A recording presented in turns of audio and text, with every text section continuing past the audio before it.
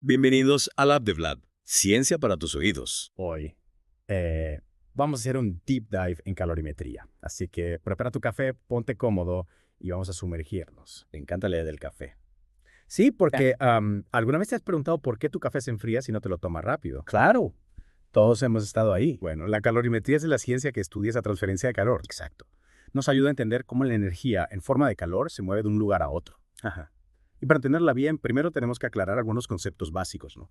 A veces usamos las palabras calor, temperatura y energía interna como si fuera lo mismo. Pero en ciencia, ojo, cada una tiene su propio significado. Totalmente. Es como, piensa en la energía interna como el dinero que tienes en el banco, ¿vale? Es la energía total almacenada en un sistema. A ver, Y el calor, por otro lado, sería la transferencia de ese dinero, como cuando haces un pago o recibes un ingreso. Me gusta esa analogía. Entonces, el calor no es la energía en sí misma, sino la forma en que esa energía se mueve, ¿no? Exacto. Y la temperatura, bueno, la temperatura sería como un indicador de la, digamos, riqueza de un sistema.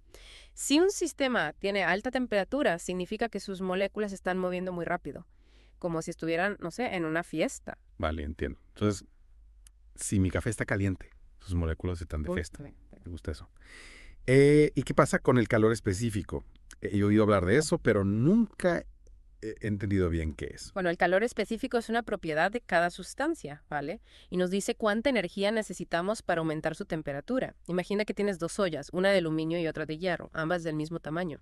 Si les aplicas la misma cantidad de calor, la olla de aluminio se calentará más rápido, Ah, ¿sí? Porque tiene un calor específico más bajo que el hierro. ya veo. Entonces, el calor específico es como la resistencia de una sustancia a calentarse. Exactamente. Buena forma de verlo. ¿Y por qué es importante esto? ¿Para qué nos sirve saber esto? Bueno, es crucial en muchas aplicaciones. Por ejemplo, el agua tiene un calor específico muy alto, ¿verdad? Ujú. Lo que significa que puede absorber mucho calor sin que su temperatura suba demasiado. ¿Te has fijado que las zonas costeras tienen temperaturas más moderadas? Claro. Ahora que lo dices, recuerdo haber leído algo sobre eso. Las grandes masas de agua, como los océanos, actúan como reguladores térmicos. Exacto. Gracias a su alto calor específico, el agua absorbe calor del sol durante el día y lo libera lentamente durante la noche. Y eso ayuda a mantener temperaturas más estables en las zonas costeras. Fascinante. Ahora entiendo por qué el clima en la costa es más agradable. Y hablando de calor y cambios de temperatura, ¿cómo funciona exactamente la calorimetría? Buena pregunta. Imagina que eres un detective científico, ¿de acuerdo?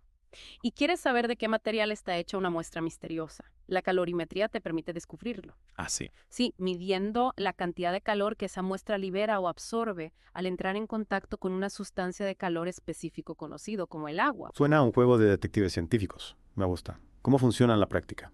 Digamos que tienes un trozo de metal caliente, ¿no? Y quieres saber su calor específico. Lo metes en un recipiente con agua a una temperatura conocida. Ajá. Y como el recipiente está aislado con un termo gigante, el calor del metal se transferirá al agua hasta que ambos alcancen la misma temperatura. Entonces, usando la temperatura final del agua y sabiendo cuánto calor puede absorber el agua por cada grado que aumenta su temperatura, podemos calcular el calor específico del metal. Exacto. Es como un rompecabezas, ¿verdad? Donde las piezas son el calor transferido, las temperaturas iniciales y finales y el calor específico del agua. Ya veo, ya veo. Y con esas piezas podemos resolver el misterio del calor específico del metal desconocido. Increíble. Es como si pudiéramos decodificar el calor para entender las propiedades de los materiales. ¿Y qué pasa cuando los materiales no solo cambian su temperatura, sino que cambian de estado? Por ejemplo, cuando el hielo se derrite o el agua hierve. La calorimetría también puede ayudarnos a entender esos procesos. Por supuesto. Ahí es donde entran en juego los cambios de fase y un concepto fascinante. El calor latente. El calor latente es la energía que se necesita para cambiar el estado de una sustancia, ¿no? Pero sin cambiar su temperatura. Espera. ¿Cómo? Sí, sí. Piensa en un cubito de hielo derritiéndose. Ajá. La temperatura se mantiene a 0 grados Celsius, ¿verdad? Hasta que todo el hielo se convierte en agua líquida. Entiendo. O sea que la energía se está usando para algo más que solo aumentar la temperatura. Exactamente. En este caso, la energía se usa para romper los enlaces entre las moléculas de agua en el hielo, Ya. permitiendo que pasen de un estado sólido a un estado líquido. Entonces, el calor latente es como la energía oculta que se necesita para, bueno, para realizar esos cambios de fase. Sí, esa es una buena forma de verlo. ¿Y por qué es tan importante entender esto? O sea, ¿en qué nos afecta? Bueno, por ejemplo, el calor latente de vaporización del agua es muy alto. Esto significa que se necesita mucha energía para convertir el agua líquida en vapor. ¿Alguna vez te has quemado con vapor? Uf, sí, sí. Y duele mucho más que una quemadura con agua caliente. Exacto, a la misma temperatura. Claro, claro. Ahora entiendo por qué. Es porque el vapor, al condensarse en nuestra piel, libera toda esa energía, ¿no? La que absorbió para cambiar de líquido a gas. Precisamente. Y esta propiedad del agua, su alto calor latente de vaporización, tiene muchas aplicaciones prácticas. Ah, Sí, por ejemplo, en las centrales térmicas. Se usa vapor a alta presión para mover turbinas y generar electricidad. Wow, no había pensado en eso. Es increíble cómo un concepto aparentemente simple como el calor latente tiene tantas implicaciones en nuestra vida diaria, ¿no? Y en la tecnología. Totalmente. Y hablando de tecnología, ¿sabías que el principio de la calorimetría se utiliza en la industria alimentaria? ¿En serio? Sí, para controlar la calidad de los productos. ¿Cómo? Por ejemplo, se puede usar un calorímetro para determinar el contenido de grasa de la leche o la cantidad de calorías de un alimento. Impresionante. O sea, que la calorimetría no solo es útil para experimentos científicos en un laboratorio, No, para nada. sino que también tiene aplicaciones en la industria. Exacto, en muchos campos, de hecho. Oye, y hablando de campos, hay algo que siempre me ha intrigado. ¿Por qué una banca de metal se siente mucho más fría que una banca de madera, incluso si ambas están bajo el mismo sol? Esa es una excelente pregunta. Y la respuesta está en el calor específico de nuevo. El metal tiene un calor específico mucho menor que la madera. Ya veo. Esto significa que el metal conduce el calor mucho más rápido. Entonces, cuando tocas una banca de metal, el calor de tu cuerpo se transfiere rápidamente al metal, ¿no? Sí. Haciendo que sientas frío. Mientras que la madera, al ser mala conductora del calor, no absorbe el calor de tu cuerpo tan rápido. Exacto. Es por eso que el metal se siente frío al tacto, aunque esté a la misma temperatura que la madera. Es como una ilusión térmica, ¿no? Exactamente. Nuestro cuerpo está percibiendo la rapidez con la que el calor se está transfiriendo. Fascinante. Siempre pensé que tenía que ver con la temperatura del material, pero ahora entiendo que es la velocidad de transferencia de calor lo que realmente importa. Y eso nos lleva a otro concepto interesante, la conductividad térmica. Conductividad térmica. ¿Eso qué? La conductividad térmica es la capacidad de un material para transferir calor.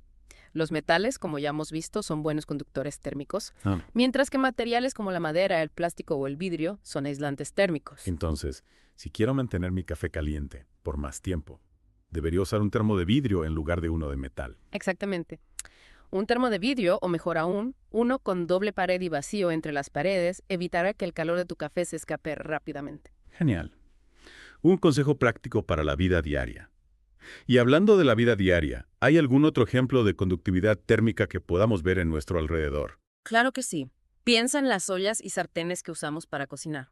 Las que están hechas de metal, como el acero inoxidable o el cobre, conducen el calor rápidamente de forma uniforme, lo que las hace perfectas para cocinar.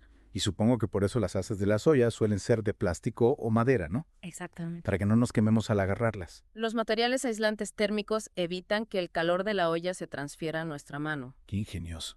La ciencia está en todas partes, incluso en la cocina. Y hablando de ingenio, ¿has oído hablar del sobreenfriamiento y el sobrecalentamiento? Sobreenfriamiento y sobrecalentamiento. No me suena. Bueno, son fenómenos bastante curiosos.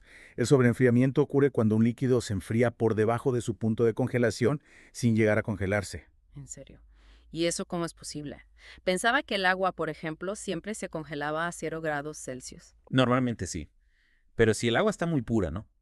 Y no hay ninguna impureza o superficie irregular que actúe como punto de nucleación para que los cristales de hielo comiencen a formarse, puede permanecer líquida incluso por debajo de su punto de congelación. Suena un poco, no sé, inestable, como si en cualquier momento pudiera congelarse de golpe. Así es. Y de hecho, si se introduce una pequeña perturbación, como una vibración o una impureza, el agua sobreenfriada se congelará rápidamente. ¡Wow! Es como si el agua estuviera esperando una señal para transformarse. Exactamente.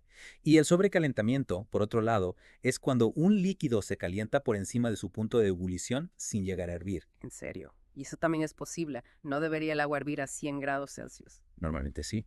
Pero si el agua se calienta en un recipiente muy limpio y liso, sin burbujas de aire o puntos de nucleación para que se formen las burbujas de vapor, puede sobrecalentarse. Suena un poco peligroso, ¿no? Como si en cualquier momento pudiera, no sé, empezar a hervir de forma explosiva. Exactamente. Y de hecho, si se introduce una pequeña perturbación, como una vibración o una impureza, el agua sobrecalentada puede hervir de forma repentina y violenta, liberando una gran cantidad de vapor de golpe. Caramba, no tenía ni idea de que estos fenómenos pudieran ocurrir. ¿Hay algún ejemplo de sobreenfriamiento o sobrecalentamiento en la vida real? Claro, el sobreenfriamiento se usa en algunos tipos de compresas calientes reutilizables. Sí. Contienen una solución salina que se sobreenfría y al presionar un pequeño disco metálico en el interior, se inicia la cristalización, liberando calor. Claro. Esas compresas que se endurecen y se calientan de repente. Nunca pensé que la ciencia detrás de ellas fuera tan interesante. En cuanto al sobrecalentamiento, un ejemplo más dramático, aunque menos común, es el de las erupciones volcánicas explosivas.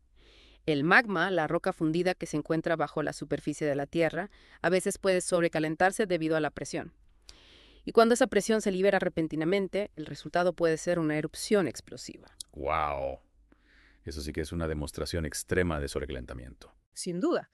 Pero incluso en situaciones menos dramáticas, el sobrecalentamiento puede ser peligroso. Por ejemplo, si calientas agua en el microondas en un recipiente muy limpio, sin ninguna impureza que actúe como punto de nucleación para las burbujas de vapor, el agua puede sobrecalentarse. ¿Y qué pasa si la muevo o la saco del microondas?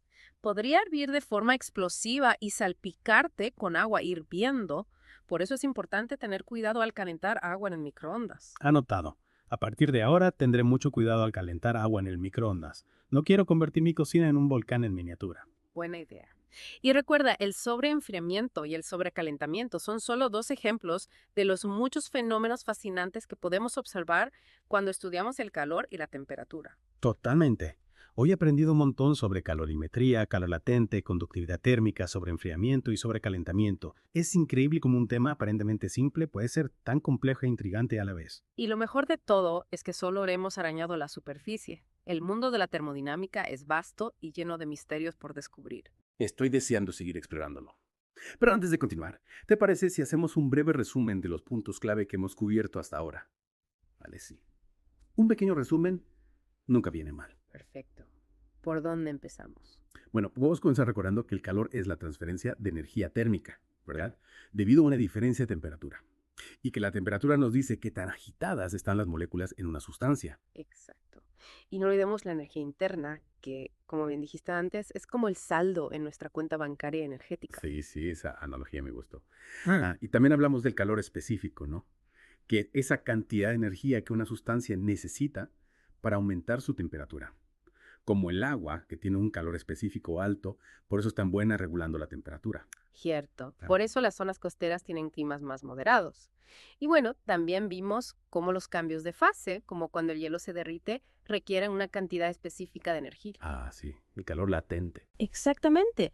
Ese calor latente se usa para romper los enlaces entre las moléculas, no para aumentar la temperatura. Claro. Por eso las quemaduras con vapor son tan peligrosas. Liberan todo ese calor latente cuando se condensan en la piel. Y también me sorprendió descubrir cómo la conductividad térmica influye en nuestra percepción de la temperatura. Ahora entiendo por qué las bancas de metal se sienten más frías que las de madera, aunque estén a la misma temperatura. Es increíble cómo la velocidad a la que se transfiere el calor puede engañar a nuestros sentidos. Totalmente. ¿Y qué decir del sobreenfriamiento y sobrecalentamiento? Esos ejemplos con las compresas y los volcanes. ¡Guau! Nunca imaginé que los líquidos pudieran existir a temperaturas tan extremas sin cambiar de estado. La termodinámica está llena de sorpresas, ¿verdad? Sin duda.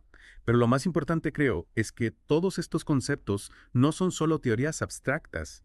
Tienen un impacto real en nuestra vida diaria y en la tecnología que nos rodea. Completamente de acuerdo. Desde cómo cocinamos hasta cómo generamos electricidad, la termodinámica está en todas partes. Exacto. Y bueno, espero que esta inmersión en la calorimetría les haya dado a nuestros oyentes una nueva perspectiva sobre el calor y la temperatura. Ojalá que sí. Y que les haya despertado la curiosidad por seguir aprendiendo sobre este fascinante mundo. Totalmente. Esto es solo el comienzo. Hay mucho más por descubrir. Así que sigan investigando, sigan haciendo preguntas. Y gracias por acompañarnos en esta aventura. Hasta la próxima.